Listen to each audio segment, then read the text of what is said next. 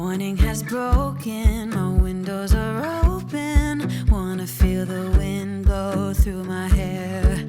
Which way do I follow? What happens tomorrow? I turn to you and hope you can guide the way. Hey y'all, and welcome. I'm here in the kitchen this afternoon. I almost said this morning, but it's already afternoon, and I'm about to get started on a coconut cake. I've actually already been in the kitchen a little bit this morning. I put some turnip greens in the freezer. Last night with our dinner, we had turnip greens. We actually went ahead and cooked 2 big pots of turnip greens, and I put some in freezer bags and put them in the freezer this morning. So that's done, and now we're gonna make a coconut cake together. This recipe's taking me back to my childhood. This is the kind of cake that Mamaw would have made, and I'm excited to share it with you. So let's go ahead and get everything that we need out, and let's get started.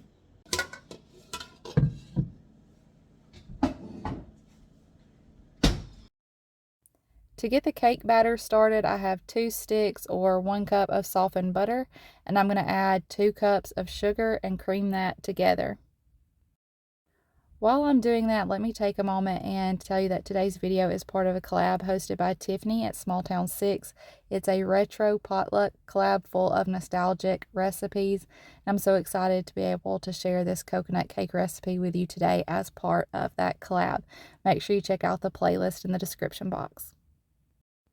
Now I'm going to add in 4 eggs, and I'm cracking these in a separate bowl and then putting them in because these are farm fresh eggs, and I always like to check them before I dump them in case I do come across one that's bad.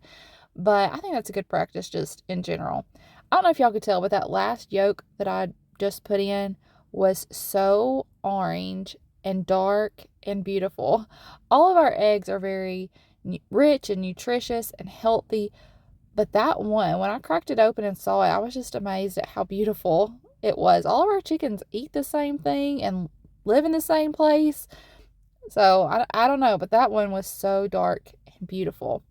I just put in a 1/4 cup of milk and a capful of vanilla. That's how I measure it. So about a teaspoon or so of vanilla. And then 3 cups of self-rising flour.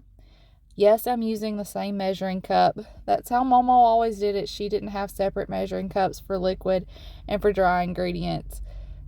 And I don't most of the time. I do have a Tupperware measuring cup that has a liquid side and a dry side, but I don't know. This is just how I do it. I'm going to mix that all together, and then you'll see me take about a 1/4 cup of sweetened coconut flakes, and I'm going to fold those in. If your family is used to unsweetened coconut, you could use that. Mama always used sweetened coconut, and it's what we like, especially for a treat like this cake. When I put the coconut on the outside, I do about half and half, but yeah, sweetened coconut flakes make the cake extra special. Now I'm greasing my pans. I'm using 8-inch round pans. You could use 9-inch round pans as well. But I'm greasing those with some lard, just rubbing them down real good, and then I'm going to sprinkle some flour on them to keep the cakes from sticking. When I was baking cakes, like several cakes a weekend for friends and family, for birthday parties and showers and weddings, I would use the Baker's Joy spray that already has flour in it. And I still like to use that from time to time because it does so well. But this works too. This is how Mamaw did it. Just grease your pans real good, sprinkle them with some flour.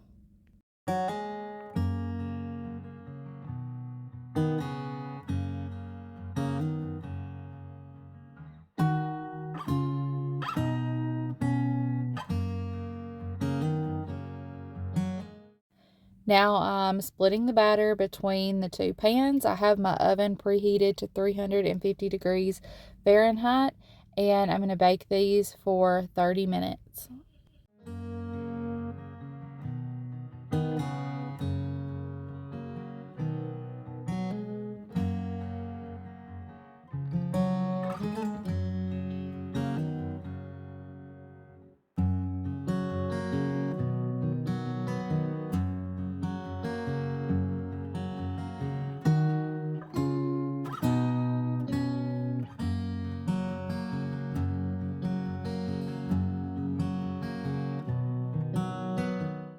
Now that the cakes have baked and cooled, we're going to make our icing. I have 1 block of softened cream cheese, so 8 ounces of softened cream cheese, and 1 stick or half a cup of softened butter. To that, I'm adding a capful of that vanilla and about 4 cups of powdered sugar. I don't measure my powdered sugar. I just look at the consistency. And you can have this icing be a little bit thinner if that's what you want, because you are pushing the coconut onto the outside of it. So it can be a little bit thinner if that's what you like. Just get it to the sweetness you prefer. The cream cheese gives it a little bit of that tanginess, and then the sugar obviously gives it the sweetness, and it's a delicious, simple cream cheese icing. I have always just taken a little bit of icing and put it in the center of my cake stand or my cake board, whatever I'm using, and that keeps the cake from sliding around. Now I'm going to take my offset spatula and go around the edge of the cake to help loosen it up.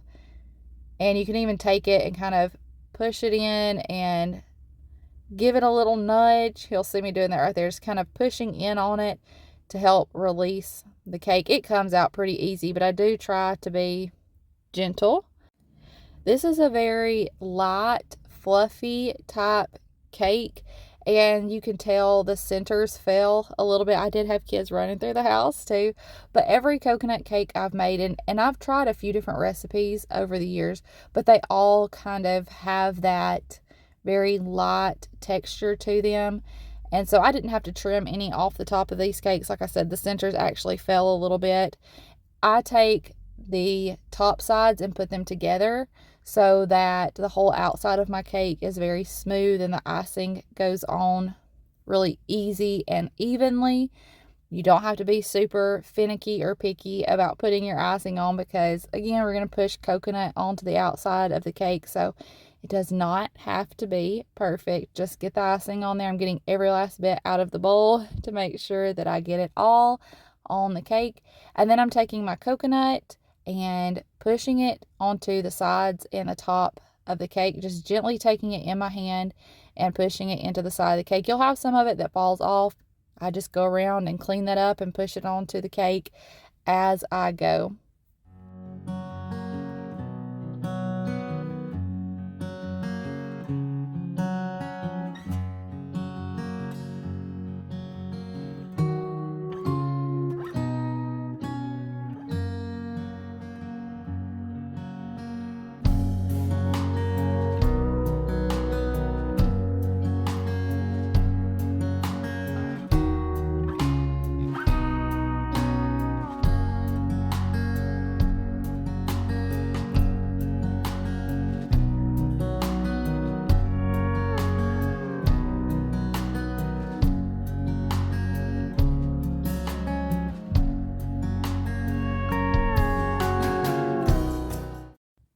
And that, my friends, is a Mamaw inspired old-fashioned coconut cake, and it is so good.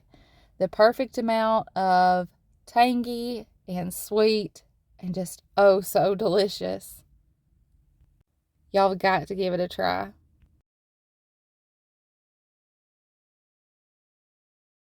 It is so good. The perfect amount of sweetness. The cake is a beautiful texture. So good. And there it is, coconut cake, the nostalgic recipe that I wanted to share with you. What are some recipes that are nostalgic for you? Recipes from your childhood, or recipes that bring up good memories for you. Don't forget to check out the playlist. It will be down in the description box. It's part of this collab. I love you. I appreciate you. And I'll see you in the next one. Bye, y'all.